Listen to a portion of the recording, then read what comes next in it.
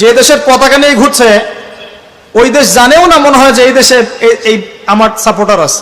আর যে যুব সমাজ তাদের জীবনের উদ্দেশ্য জানে না তাদের পক্ষেই সম্ভব এইসব মেসি, আর্জেন্টিনা, ব্রাজিল এইসব নিয়ে ব্যস্ত থাকা। যারা নিজেদের জীবনের উদ্দেশ্য জানে তাদের জন্য কোশ্চিন কালেও এখানে সময় নষ্ট করা সম্ভব না। দুনিয়ার জীবনটা কি খেলতামাশা? দুনিয়ার জীবনটা কি খেলতামাশার জন্য?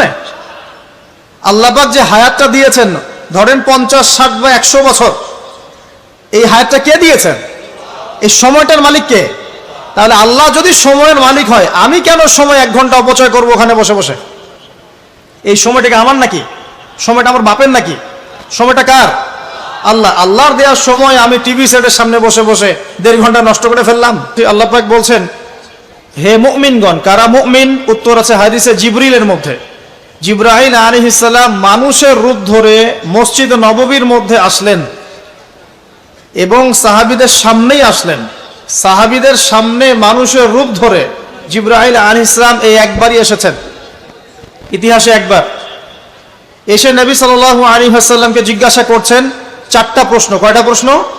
4টা। 1 নম্বর জিজ্ঞাসা করছেন, ইয়া মুহাম্মদ, বলবেন সাল্লাল্লাহু আলাইহি ওয়াসাল্লাম, হে মুহাম্মদ সাল্লাল্লাহু আলাইহি ওয়াসাল্লাম, আখবিরনি আনিল ইসলাম, আমাকে ইসলাম সম্পর্কে বলুন। নবী সাল্লাল্লাহু আলাইহি ওয়াসাল্লাম বলছেন, ইসলাম হচ্ছে আন তাশহাদা আল্লা ইলাহা ইল্লাল্লাহ ওয়া আন্না মুহাম্মাদান আবদুহু ওয়া রাসূলুহু। ইসলাম হচ্ছে এই সাক্ষ্য দেয়া যে আল্লাহ ছাড়া কোনো ইলাহ নেই এবং মুহাম্মদ সাল্লাল্লাহু আলাইহি ওয়াসাল্লাম আল্লাহর বান্দা এবং রাসূল। এটা হলো প্রথম, অর্থাৎ কালিমা লা ইলাহা ইল্লাল্লাহ। এর অর্থ হচ্ছে আল্লাহ ছাড়া আমি কারো বিধান মানতে পারবো না। কথা কি বোঝা যায়? আল্লাহ ছাড়া আমি কারো দাসত্ব করব না। আল্লাহ ছাড়া কেউ আমার রব নয়, কেউ আমার রিজিক দাতা নয়, কেউ আমার জীবন দাতা নয়, কেউ আমার মৃত্যু দাতা নয়, এমনকি আল্লাহ ছাড়া বিধান দেওয়ার মালিকও কেউ না। মুহাম্মদুর রাসূলুল্লাহ, অর্থাৎ আল্লাহকে পাওয়ার জন্যে যে তরিকা, মুহাম্মদ সাল্লাল্লাহু আলাইহি ওয়াসাল্লামের পথ ও পদ্ধতি অনুসরণ করতে হবে। এই তরিকার বাইরে অন্য কোনো তরিকা ফলো করা যাবে না। হ্যাঁ, তবে তার তরিকা ফলো করা যাবে যার কথা এবং কাজ নবীর সাথে মিলে যায়, আলহামদুলিল্লাহ। যারটা মিলে না তারটা নেওয়া যাবে না। মুহাম্মদ রাসূলুল্লাহ মানে নিজের মন গড়া কোনো কাজ করা যাবে না। ইবাদত করার ক্ষেত্রে প্রত্যেকটা কাজ নবী সাল্লাল্লাহু আলাইহি ওয়াসাল্লামের সুন্নাত মোতাবেক করতে হবে।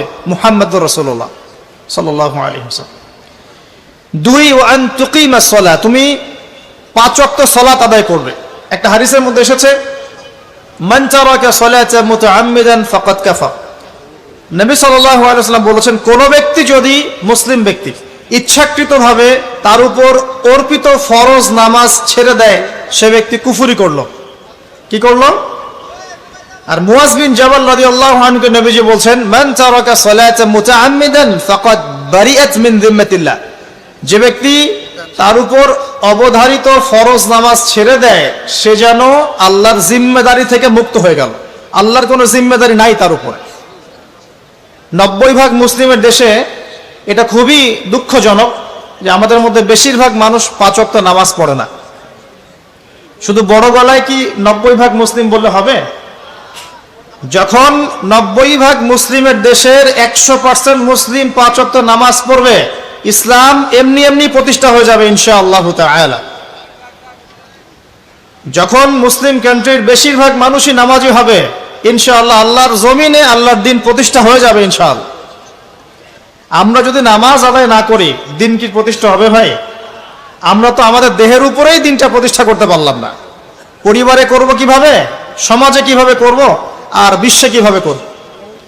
তবে আলোচনার একটা উদ্দেশ্য বলে দিয়ে থাকি, আগেই বলে দেই, ইসলাম দিয়ে পৃথিবী শুরু হয়েছে, নবী দিয়ে সভ্যতা শুরু হয়েছে, ইসলাম দিয়েই পৃথিবী শেষ হবে, নবী দিয়েই সভ্যতা শেষ হবে ইনশাআল্লাহ। শুরু হয়েছে আদম আলাইহিস সালামকে দিয়ে এবং শেষ হবে ইনশাআল্লাহ তাআলা নবী ঈসা আলাইহিস সালামকে দিয়ে। এই কথাটা মাথায় রাখবেন। আমাদেরকে বলছেন, হে মুমিনরা, তোমরা আল্লাহকে ভয় করো। ইমানদার কারা বোঝাতে গিয়ে হাদিসে জিবরিল আসছে। জিবরাইল আলাইহিস সালাম এসেছেন, জিজ্ঞাসা করছেন ইসলাম কাকে বলে। নবীজি বলছেন আগে কালিমা, তারপরে সালাত। তো সালাতের কথা বলতে গিয়ে ওখানে চলে গিয়েছিলাম। আমরা যদি ইসলামের বিজয় দেখতে চাই তাহলে সবাইকে 5 ওয়াক্ত নামাজ পড়তে হবে। রাজি আছেন তো? আজকে থেকে 5 ওয়াক্ত নামাজ ছাড়বেন? স্পেশালি যুবক ভাই যারা আছো, তোমাদের তারুণ্য আছে, রক্তের উদ্যম আছে, তোমরা চাইলে অনেক কিছুই করতে পারো। অনেক বার্ধক্যে উপনীত হওয়া মানুষ নামাজ পড়তে চায় কিন্তু পড়তে পারে না। তরুণদের কাছে আল্লাহ পাক সুযোগ দিয়েছেন। আর ইসলামের বিরোধী শক্তি যারা আছে তারা খুব ভালো করেই জানে কিন্তু যে ইসলামের বিজয়ে সবচেয়ে বড় ভূমিকা রাখতে পারে তরুণ সমাজ, যুবক সমাজ, যুব সমাজ, তরুণ প্রজন্ম।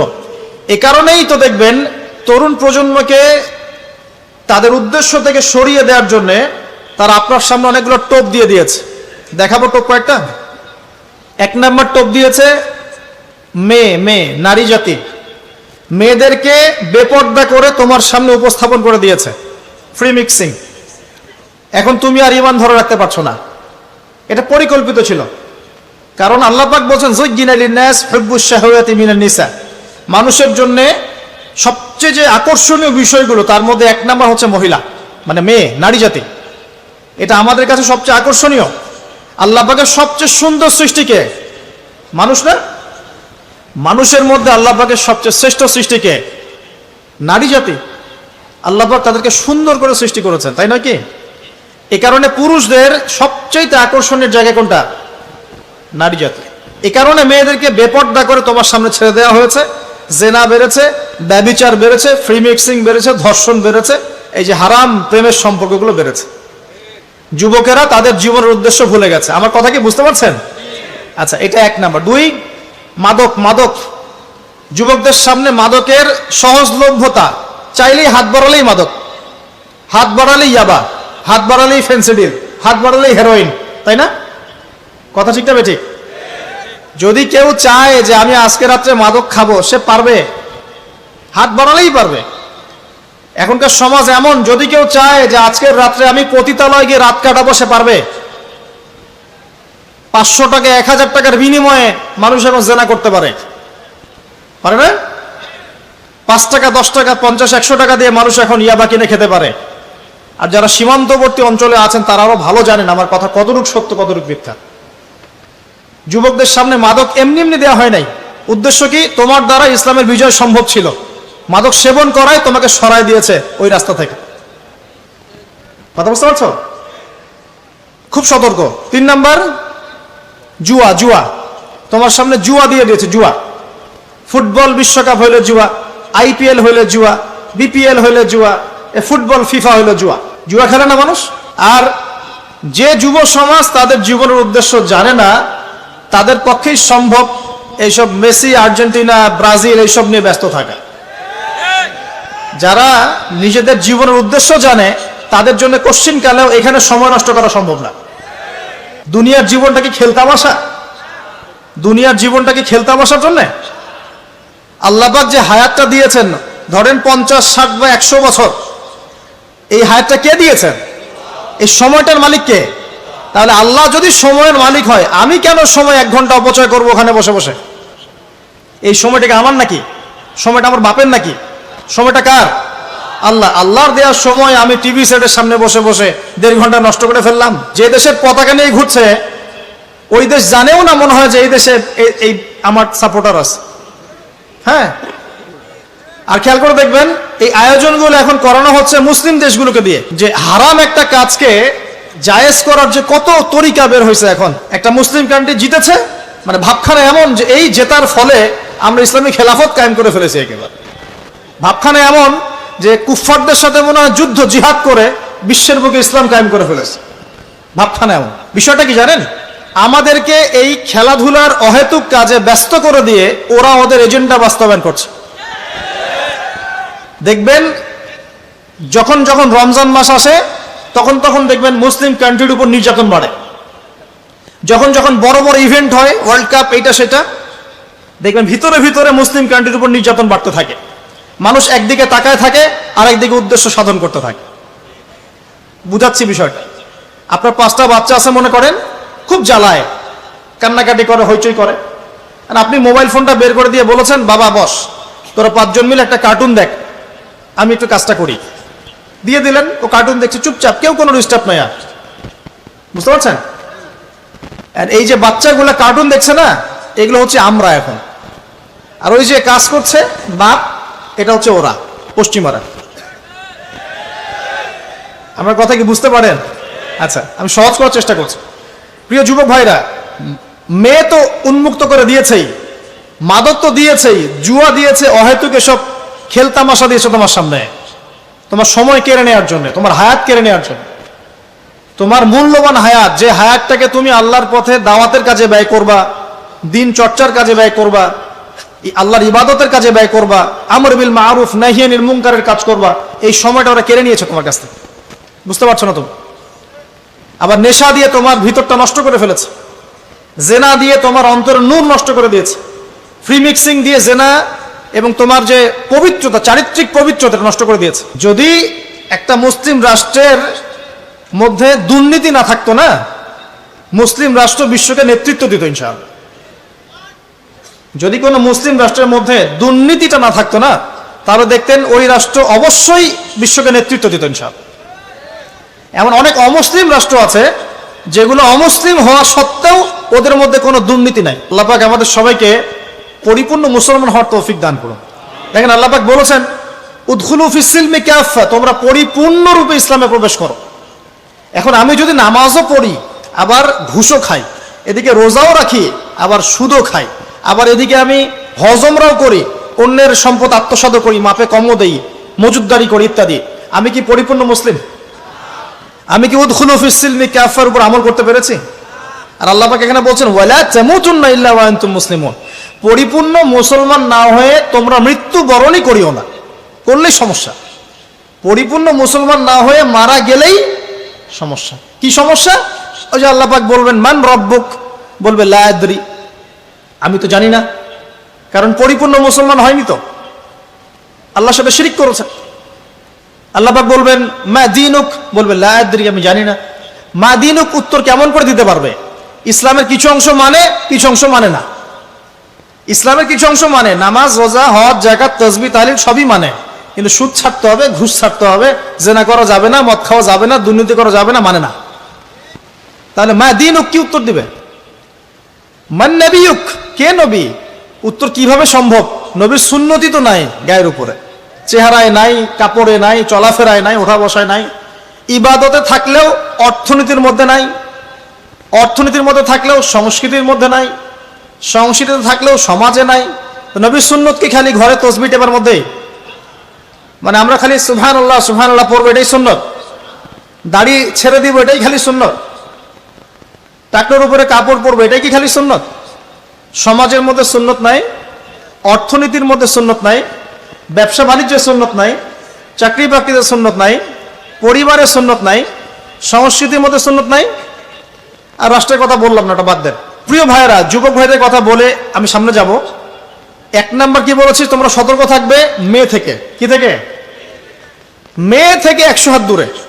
100 হাত মানে আমি বলি, পরামর্শ দেই, আমি তোমাদের ভাইয়ের মতো, ছোট হই আর বড় হই, আর আমাকে এইসব আল্লামা শায়েখ এইসব বড় দরকার নাই।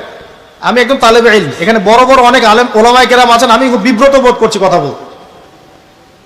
আমি জানি যে হকপন্থী ওলামায়ে কেরাম যারা, তারা আমাদের মতো অনলাইনেও আসেন না, এই ফেসবুক ইউটিউবে ভিডিও পাবেন না, এমনও আলেম বাংলাদেশে আছেন জানেন, যারা বহু আলেম তৈরি করছেন, মাদ্রাসায় খেদমত করছেন। তো তাদের সামনে আমাদেরকে যখন এইভাবে টাইটেল দেন, লজ্জা লাগে, বিব্রত বোধ করি। পবিত্র কোরআনের বিশুদ্ধ তেলাওয়াত শিখতেই হবে, এবং প্রত্যেক দিন চেষ্টা করবেন 1 পৃষ্ঠা 2 পৃষ্ঠা, আধা পারা 1 পারা করে তেলাওয়াত করার জন্য। তেলাওয়াতের কোনো বিকল্প নাই, প্রত্যেক হরফে 10 নেকি পাবেন ইনশাআল্লাহ। এরপরে এর ভাষা আছে, কোরআনিক গ্রামার আছে, আর এই বইগুলো আপনি একা পড়তে পারবেন না। এই বইগুলো পড়তে হলে ওস্তাদ লাগবেই, লাগবেই। এক একটা বই 2 বছর করে পড়তে হইতে পারে, পড়তে হবে। যদি আপনি কোরআন জানতে চান, বুঝতে চান, পড়তে হবেই। আর যদি মনে করেন না আমার এত জানা বোঝার দরকার নাই, সেটা আলাদা বিষয়, তখন আপনি ওলামায়ে কেরামের কাছে গিয়ে জিজ্ঞাসা করে মাসআলা নিয়ে নেবেন। এখানে একটা কথা বলে দিই, এখন আবার একটা নতুন আমি ফিতনাই বলবো বের হয়েছে, যে আলেম ওলামার প্রয়োজন নাই, কোরআন হাদিস বাসায় পড়বা, নিজে একা একাই মুস্তাহিদ হয়ে যাবা। অনেক দিনী ভাইকে দেখছি আমি, যুবক, ইয়াং, তার আগে বিপদগামী ছিলেন, হেদায়েত হয়ে ইসলামের দিকে এসেছেন, এখন প্রথমেই সহিহ বুখারী টান দিয়ে পড়া শুরু করুন। কে বললো আপনাকে প্রথমে সহিহ বুখারী পড়তে? আপনি কি এক লাভ দিয়ে এই মেডিকেল সায়েন্সের বই পড়তে যাবেন? এত কঠিন কঠিন বই আগে কেন? এই বইগুলো পড়তে ওলামায়ে কেরামে 15-20 বছর সময় লাগে। 15-20 বছর সময় লাগে। 15 বছর বেশি বলে ফেলছে মনে হয়। আমাদের মতো হলে 20 বছর লাগবে। কঠিন বই আগে না, আগে সহজ বইগুলো পড়তে হতো। তো ভাবখানা তখন দেখা যায় এমন, কয়েকটা হাদিসের কিতাব পড়ে, কোরআনের কিছু অনুবাদ পড়ে, আলেম ওলামার আর দরকার নাই, কোনো মাযহাবেরও দরকার নাই। আমি নিজে একাই মুস্তাহিদ। একটা সমাজের মধ্যে মুস্তাহিদ মানুষের সংখ্যা কতজন থাকে? অল্প কিছু। বেশিরভাগ মানুষই তো অন্ধ অনুকরণ তাকলিদ করতে হবে তাকে। তখন এই যে আপনি আমার কাছ থেকে মাসআলাটা জানলেন, এই মাসআলা জেনে নেওয়াটা কি আপনার জন্য উচিত না অনুচিত? আপনার এই মাসআলা জেনে নেওয়াটা কি উচিত না অনুচিত? এই মাসআলা আমার কাছে বা আলেমের কাছে না জানলে কিভাবে শিখবেন আপনি? শেখার জন্য আপনাকে আসতে হবে না? এটাই মাযহাব, এটাই মাযহাব। এখানে বিভ্রান্তির কোনো সুযোগ নাই যে আমি এগুলা মানি না, আমি খালি বইপত্র একা একা পড়বো, আলেম হয়ে যাবে, সম্ভব না। যখন আমরা কলেজে পড়তাম অনেক সময় মনে হতো যে হয়তোবা সম্ভব। যখন পড়া শুরু করেছি তখন দেখছি যে না, এই সমুদ্রে ডুব দেওয়া কেবল শুরু, এর তলানি খুঁজে বের করতে 100 বছর লাগবে মনে হয়। আল্লাহ ভালো জানেন। আল্লাহু আকবার। দিনের জ্ঞান এত বেশি। আলী রাদিয়াল্লাহু আনহু একটা কথা বলে দেই, দিয়ে সামনে যাচ্ছি।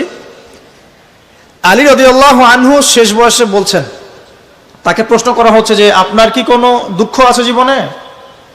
আলী রাদিয়াল্লাহু আনহু বলছেন যে আমি শুরু থেকে নবী সাল্লাল্লাহু আলাইহি ওয়াসাল্লামের পাশে ছিলাম, আমার দুঃখ নাই, তবে একটা মনের কষ্ট। কি? আমি যে জ্ঞানগুলো শিখেছি নবীর কাছ থেকে সাল্লাল্লাহু আলাইহি ওয়াসাল্লাম, সেই জ্ঞান বিতরণ করার জন্য কোনো পাত্র খুঁজে পেলাম না। কি গভীর কথা! যে জ্ঞান শিখেছি এটা বিতরণ করার পাত্রই খুঁজে পেলাম না। তাহলে পাত্র, আমরা তো পাত্র, জ্ঞান বিতরণ করবেন উলামায়ে কেরাম। পাত্র আমরা যদি পরিষ্কার না হই, জ্ঞান কিভাবে পাবেন? সম্ভব? সম্ভব না। আরেকটা বিষয় বলে দেই, যখন আপনি জ্ঞানের চর্চায় মাঠে নামবেন, আল্লাহ পাক আপনার সম্মানার্থে ফেরেশতার পাখা আপনার পায়ের নিচে বিছিয়ে দিবেন ইনশাআল্লাহ। আর যখন আপনি জ্ঞান চর্চা করে আলেম হবেন ইনশাআল্লাহ তাআলা, আপনার জন্যে আসমান জমিনের সমস্ত মাখলুক, এমনকি সমুদ্রের নিচের মাছ, গর্তের ভিতরের পিপিলিকা, সবাই আল্লাহর কাছে আপনার জন্য ইস্তেগফার করবে ইনশাআল্লাহ। একটা হাদিসে নবীজি বলেছেন যে আকাশের চাঁদটাকে তোমরা যেমন দেখো উজ্জ্বল অন্য নক্ষত্রগুলোর তুলনায়, ঠিক তেমনি সাধারণ মানুষের উপরে একজন আলেমের মর্যাদা এমন। তো প্রিয় ভাইয়েরা, যুবক ভাইদেরকে বলছি, স্পেশালি আজকের লেকচারটা স্পেশালি তোমাদের জন্যই, যে এই ফাঁদগুলো থেকে বেঁচে থাকবে এবং এলেম অর্জন করবে। এলেম অর্জনের কোনো বিকল্প নাই, এবং এলেম অর্জনের জন্য সিলেবাস লাগবে। আর অনেক বইপত্র একা একা পড়তে পারবে না, আলেম ওলামাদের সংস্পর্শ লাগবেই, অন্যথায় পারবে না। এর পাশাপাশি আপনি সিরাতের বই পড়বেন, ইতিহাস পড়বেন, ইসলামিক অর্থনীতি পড়বেন, হ্যাঁ, ভূরাজনৈতিক প্রেক্ষাপটের বইগুলো পড়বেন, এগুলো ঠিক আছে। এবং জেনারেল লাইনে যেখানে পড়াশোনা করছেন, এই পড়াশোনাও কন্টিনিউ করবেন, এবং আপনার প্রতিভা দিয়ে আপনার জায়গা থেকেই ইসলামের খেদমত করবেন ইনশাআল্লাহ তাআলা। পারা যাবে না? আল্লাহ তৌফিক দান করুন। যুবক ভাইদের সামনে এই ফাঁদ। কেন ফাঁদ? কারণ যুবক ভাইরা যদি জীবনের উদ্দেশ্য জেনে ফেলে এবং ইসলাম প্রতিষ্ঠার কাজে আত্মনিয়োগ করে, তাহলে কুফফার শক্তি পালানোর জায়গা খুঁজে পাবে না ইনশাআল্লাহ। প্রিয় ভাইরা, আল্লাহ রাব্বুল আলামিন বলছেন মুমিনদেরকে, হে মুমিনরা, তোমরা আল্লাহকে ভয় করো। দেখুন, 6টা পিলারে বিশ্বাস না করা পর্যন্ত কেউ মুমিন হয় না। কয়টা পিলার? 1 নাম্বার হচ্ছে আল্লাহর প্রতি বিশ্বাস। 1 নাম্বার আল্লাহর প্রতি বিশ্বাস। 2 ফেরেশতা মণ্ডলীর প্রতি বিশ্বাস। 3 আসমানি কিতাব সমূহে বিশ্বাস। 4 নবী রাসূলগণের প্রতি বিশ্বাস। 5 পরকালের প্রতি বিশ্বাস। এবং 6 তাকদীরের ভালো মন্দের প্রতি বিশ্বাস। এই 6টা পিলারকে মনে বিশ্বাস করতে হয়, মুখে স্বীকৃতি দেওয়া লাগে, এবং কাজেও বাস্তবায়ন করতে হয়, তারপর আপনি মুমিন হবেন ইনশাআল্লাহ। আল্লাহ পাক বলছেন আমাদেরকে, এই মুমিনদেরকে, তোমরা আল্লাহকে ভয় করো, ভয় করার মতো ভয় করো। এটার ব্যাখ্যা কি? ভয় করা মানে কি? শুধু নেক আমল করা মানেই আল্লাহকে ভয় করা নয়। আল্লাহ পাকের যত নিষেধ আছে, এই নিষেধগুলো ছেড়ে দেওয়ার নাম হলো আল্লাহকে ভয় করা। যদি আমি নামাজ পড়ি, প্রমাণিত হবে না যে আমি আল্লাহকে ভয় করি। আর হারাম ছেড়ে নামাজ পড়েন, হালাল খেয়ে নামাজ পড়েন, প্রমাণ হবে আপনি আল্লাহকে ভয় করেন। নামাজ পড়াটা একটু সহজ কাজ, কিন্তু এই হারাম রিজিক ছেড়ে দেওয়া এত সহজ কাজ নয়। রোজা রাখা সহজ কাজ তুলনামূলক, কিন্তু সুদ ঘুষ ছেড়ে দেওয়া এত সহজ কাজ নয়। তাসবিহ তাহলিল করা সহজ কাজ, কোরআন তেলাওয়াত করা সহজ কাজ তুলনামূলক, কিন্তু ওই বোনের সম্পত্তি তাকে ফিরিয়ে দেওয়া এত সহজ নয়। অন্য মুসলিম ভাইয়ের মান সম্মান রক্ষা করা তো সহজ নয়। পরিবারে পর্দা এবং নামাজ কায়েম করা তো সহজ নয়। এবং এই সুদ ঘুষ দুর্নীতি অন্যের সম্পদ আত্মসাৎ থেকে বের হয়ে আসা এত সহজ নয়। তাকওয়া মানে কি? পরিপূর্ণরূপে ইসলামে প্রবেশ করা, আল্লাহ পাকের যাবতীয় হুকুম আহকাম মেনে চলা, আদেশও এবং নিষেধও। আল্লাহ পাক বলেন শেষে, ওয়ালা তামুতুন্না ইল্লা ওয়া আনতুম মুসলিমুন। একজন নবীর কথা খালি বলবো, বিশৃঙ্খলা করেন না, একটু ধৈর্যের সাথে বসেন। আমরা খুব লম্বা আলোচনা করব না, একটু বসেন, শেষ করে দিচ্ছি আস্তে আস্তে। আর যদি কারো কোনো প্রশ্ন থেকে থাকে এভাবে চিরকুট আকারে আমাদের এখানে দিতে পারেন ইনশাআল্লাহ। মুসলিম না হয়ে মৃত্যুবরণ করো না। আল্লাহ পাকের কালাম পবিত্র কোরআনের মধ্যে সূরা হজ নামে একটা সূরা আছে। এখানে আল্লাহ পাক সূরা হজের মধ্যে ইব্রাহিম আলাইহিস সালামের কথা বলছেন যে হুয়া সাম্মাকুমুল মুসলিমিন। ইব্রাহিম আলাইহিস সালাম সেই নবী যিনি তোমাদের নাম মুসলিম দিয়েছেন। কি দিয়েছেন? মুসলিম। আচ্ছা, ইব্রাহিম আলাইহিস সালামের দুটো ঘটনা বলবো খালি, আমি আপনাকে ইসলাম দেখাচ্ছি কি জিনিস। দেখুন, তার স্ত্রীকে আল্লাহ পাক বলছেন রেখে আসো, হাজেরা আলাইহিস সালামকে রেখে আসো মক্কার কাবা ঘরের কাছে, যেখানে কোনো মানুষ নাই, কোনো খাবার পানি কিচ্ছু নাই, সাথে ছোট সন্তান ইসমাইল। দেখেন, রেখে আসার সময় কিন্তু ইব্রাহিম আলাইহিস সালাম আল্লাহকে বলেন নাই যে আল্লাহ আমি আমার স্ত্রী সন্তানকে ওখানে কেন রেখে আসব, এর পিছনে যুক্তি কি, এর পিছনে বিজ্ঞান কি, এর পিছনে দর্শন কি জিজ্ঞেস করেছিলেন? আল্লাহ পাক বলেছেন সামি'না আতা'না। সন্তান বড় হয়েছে, আল্লাহ পাক বলছেন তাকে জবাই করতে হবে। তিনি সন্তানকে গিয়ে বলছেন ইয়া বুনাইয়া ইন্নী আরা ফিল মানামি আন্নী আসবাহুক, আমি স্বপ্ন দেখছি তোমাকে জবাই করছি, ফানজুর মাযা তারা, তোমার কি রায় আমাকে বলো। সন্তান বলছে এবার ইয়া আবাতি, হে আমার আব্বা, ইফআল মা তু'মার, আপনাকে যে আদেশ করা হয়েছে সে আদেশ আপনি পালন করেন। সাতাজিদুনি ইনশাআল্লাহু মিনাস সাবিরিন, ইনশাআল্লাহ আপনি আমাকে ধৈর্যশীল পাবেন। কে বলছে এটা? ইসমাইল। ইসমাইলের মধ্যে কি এখনকার তরুণদের জন্য আদর্শ নাই? যে বয়সে ইসমাইল আলাইহিস সালাম বলছেন আব্বা আমাকে জবাই করে দেন, কোনো সমস্যা নাই, ইনশাআল্লাহ আপনি আমাকে ধৈর্যশীল পাবেন, ওই বয়সের আমাদের তরুণ প্রজন্ম টিকটক প্রজন্ম, ওই বয়সে আমাদের তরুণ প্রজন্ম যে কিশোর গ্যাংয়ে যোগ দিয়েছে, জেনা করেছে, মাদক খাচ্ছে, জুয়া খেলছে, এই যে জার্সি গায়ে দিয়ে ঘুরে বেড়াচ্ছে। দেখেন, এই ওয়াজে আসার সময় দেখলাম যে কিছু ছেলে দাঁড়িয়ে আছে ওখানে, কি হচ্ছে ওখানে দাঁড়ায়, বক্তা এখন আসে নাই, সিগারেটের প্যাকেট থেকে সিগারেট বের করে টান দিচ্ছে ওখানে। বক্তা তো এখন আসেন, টান দিয়ে যায়, তারপর বসে। মাদক বলতে কি বোঝো তোমরা? খালি গাঁজা, ইয়াবা, ফেন্সিডিলি মাদক? সিগারেটটা মাদক না? এই জর্দা খাই, এটা কি মাদক না? এগুলো মাদকের মধ্যে পড়ে, এগুলো ফ্যাশন হয়ে গেছে এখন। আল্লাহ পাক তোমাদেরকে এগুলো থেকে হেফাজত করুন। আমি দেখেন, ইসমাইল বলছেন হে আমার আব্বা আমাকে আপনি জবাই করে দেন, যদি আল্লাহ আদেশ করে থাকেন, আমাকে ধৈর্যশীল পাবেন ইনশাআল্লাহ। মা বোনদের জন্য বলছে এখানে একটা কথা, দেখুন প্রিয় মা বোনরা ভালো করে শুনুন। দেখুন, ইসমাইল আলাইহিস সালামকে কিন্তু তার বাবা বড় করেন নাই। ইসমাইল আলাইহিস সালাম বড় হয়েছেন মক্কায় তার মায়ের কাছে, হাজরা আলাইহিস সালামের কাছে। আর ইব্রাহিম আলাইহিস সালাম থাকতেন সিরিয়ায়, শামে, তার আরেক স্ত্রী সারা আলাইহিস সালামের সাথে তিনি যাওয়া আসা করতেন। আর তখনকার যাওয়া আসা এত সহজ ছিল না, তখন কোনো মোটর যান ছিল না।